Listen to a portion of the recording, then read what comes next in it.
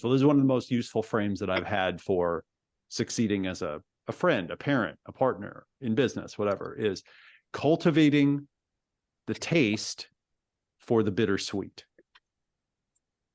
right? For the pain pleasure of life, right? When you cultivate and by the way, you want to do this physically, so that, for example, we just went on we were just traveling for almost 2 weeks, and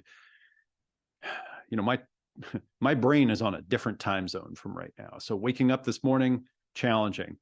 It wasn't that exciting to go out and exercise this morning and to do my exercise. It was cold. It was raining a little bit here. And my system was like, oh, dude, come on. But I did it. I did it anyway. And, and I gave it about 80%, maybe 85%. And I got all my sprints in. And you know what? When it was over, I felt much better. Right? I feel my energy. It's helping to kind of right my rhythm. But there's a pain pleasure thing in there physically. I have to kind of force myself to do it. Same thing with emotions, right? Emotions, the kind of bittersweet, the love-hate of emotions. I like Jordan Peterson says, basically, like, it's hard to have relationships with other people. Like, it's very challenging. And he said, to think about your family, right? They're the people that you can barely stand enough to live with, right? And I thought that's pretty funny, right? So, emotionally, and then mentally, right? The idea of the opposable mind, of being able to take multiple perspectives, where you've got your perspective, but then there's the other perspective that is the one that you really don't want, you don't like. But if you can take both of them, you're so much more powerful. Okay. So I suggest that when you're doing something challenging, like a product launch, when the hard moment comes, when that hard time comes and you're like, damn it, my shopping cart just went down, or there was some big problem that happened because it sucks. I mean, it's very upsetting. For me anyway, it's very upsetting. Sometimes it's embarrassing. There's a glitch. We had other things. I'll tell you about another one here, some of the other learnings from this one here momentarily.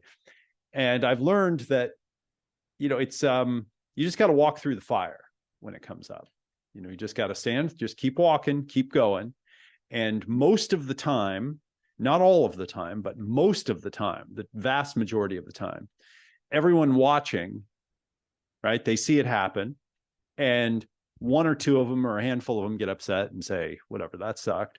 But most people actually say, wow, I watched how you handled that and you moved through it. And it gives most people more confidence when they see you screw up and then how you deal with it. So I just want to offer you that encouragement when you're doing different types of product launches, because I've had the whole experience. I've had product launches that were just like a total bomb and nobody was buying anything. And it's like, oh my God, what are we going to do here?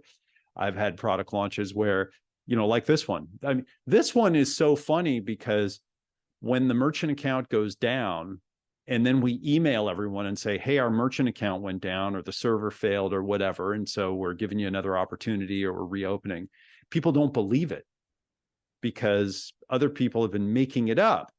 I try to only do it when it's actually the truth. I don't like to, but that's another issue that's kind of funny. The pain pleasure. I'll tell you about another mistake here that happened, or another problem.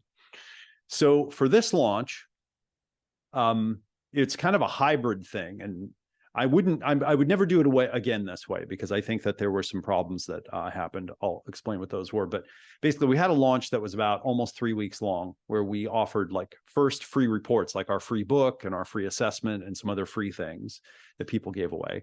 And then we had our expo, which hopefully you got to see all of that, because all those interviews that I did and everything, they were just great, and all of Annie's training. And we really tried to just do the most valuable thing that we possibly could, that would be for free.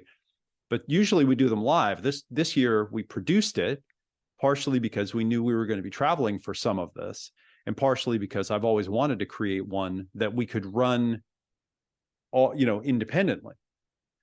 And so what we did is Annie and I got on live to introduce the event. Okay, so we were on live at the very beginning, and we said, hi, everyone, welcome to the expo. And we told everyone that we've been working on this and pre-producing the whole thing. And we've spent hundreds of hours so that we could condense it and get it even tighter. So, when you're on live, there's all these transitions and little glitches and all kinds of things that happen. Whereas this, I'm like, we can just make it perfect. So we told everyone that this is what we were doing up front, so that there was nothing weird, nothing hidden. But we also said, but our team is here, we're here and we're on live, and you can comment and you can interact, and we'll be answering questions, and here's how you can reach us and so forth, to kind of, make it work. The second day when we went live with it, so we taught for a while, then we played some of the pre-recorded stuff. Then Annie and I got on at the end, and we did a little orientation and welcome for some of the group. The next day we got on and we actually played the production one. And I thought through things like, well, how do I make it not weird, like to have people see you pressing the play button and all that kind of stuff. And so we created that 30-minute countdown timer, and we just started it 30 minutes before the day. So the video literally just started with a 30-minute countdown timer and a bunch of great music. Right. So then it just came up and it faded right in. There was no switch. There was only one problem, which was we didn't select, and this is my fault. Warren told me that we should do this. We didn't select the little button that said optimize for video. So when day 2 started, it started playing and it was very choppy and it looked very kind of glitchy and weird.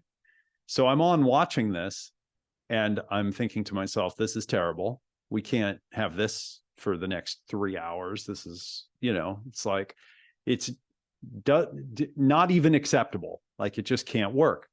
So I'm like, oh my God, what do we do? Now, fortunately, I was dressed and ready to jump in at any time. And so I got on with Warren and I said, hey, dude, let's just stop it right now. I'll flip my video on. We'll cut to me. I'll give them a little exercise and then we'll reshare. And we coordinated it and we did. We cut to me and I said, hey guys, sorry, video's choppy, whatever. Again, not hiding anything, just like saying like, here's what's going on. Hey, whatever. And so here's what we're going to do. And I gave them a little exercise, and then we started it back up and everything worked. And yes, it was a little weird and the cuts were strange and it was a little glitchy and it didn't look totally pro, but you know what? Nobody cared. Literally nobody cared. In fact, in the chat, I saw people saying, whoa, good save, or good transition, Eben, like, people that are in the industry. And I was like, all right, awesome. We did good there. So the lesson here, I mean, you've heard me say this sometimes, like my secret to success is that I'm willing to fail on stage. I like to say it that way. I'm just willing to try stuff and, have it not work out. Now, hang on. There was one more thing I wanted to share about this. I probably learned this originally from Joe Stumpf, who I worked with originally, who's just an amazing teacher and trainer. I should get him in here at some point to do a little guest session, because he was my first real mentor in the whole teaching info products, on like the whole stage thing. A lot. I learned so much from him.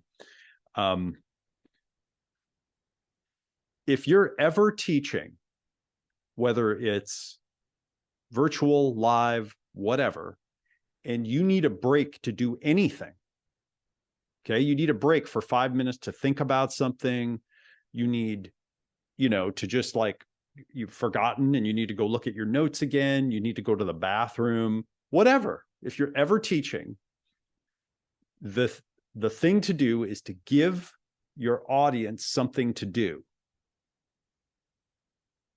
All right. So I learned a couple of things from Harv Eker years ago that I'll always be grateful for. He says, they want a guide on the side, not a sage on the stage. So that's the first thing. And this is very in line with the way I think of what a coach is, right? So they want a guide on the side, not a sage on the stage. They don't need somebody on the stage going, look at me, look at me, look at me. They need someone on the side of the stage going, look at you, and here's some stuff for you to do, and so forth. And the second thing I learned from Harv that I really appreciate, I've learned several things from him, but another thing I learned from him that I really appreciate is the more they do, the more they like you. Okay, so let me say that again. The more they do, the more they like you. So the more stuff that they do, the more they like you. A lot of people who are teachers, they kind of get this idea like, well, I have to do all the work, or I don't want to give them any hard work. Actually, turns out that the more you challenge them, the more you give them exercises, the more you give them things to do, the more they like you, because they get to kind of play with the toy and so forth. All right. If you're in person, okay, if you've got an in-person event and people are sitting next to each other physically, my very favorite, and I learned this from Joe Stump, my very favorite thing to do to get yourself time in any situation is to literally just say, turn to the person next to you and tell them what you just learned. Okay, turn to the person next to you and tell them what you just learned. It takes 5 seconds to say all those words. Everyone in the room, if they're in person, they will totally, the whole thing shifts to them because they know there's someone around them turning to them. So all their attention goes to that. Then it engages their mind. They have to do a review, which is great because reviewing content and sharing it out loud is excellent. And then it buys you literally as much time as you want. You can say, turn to the person next to you and tell them what you just learned, and walk out of the room for 10 minutes and come back and everybody's still going to be talking. Really, I'm totally serious. It's really an excellent thing to do. Now, here's the other thing about it. Most of us don't do that enough when we're teaching. Most of us literally do not say, review what you learned and then share it with someone else enough. Okay? We don't do it enough.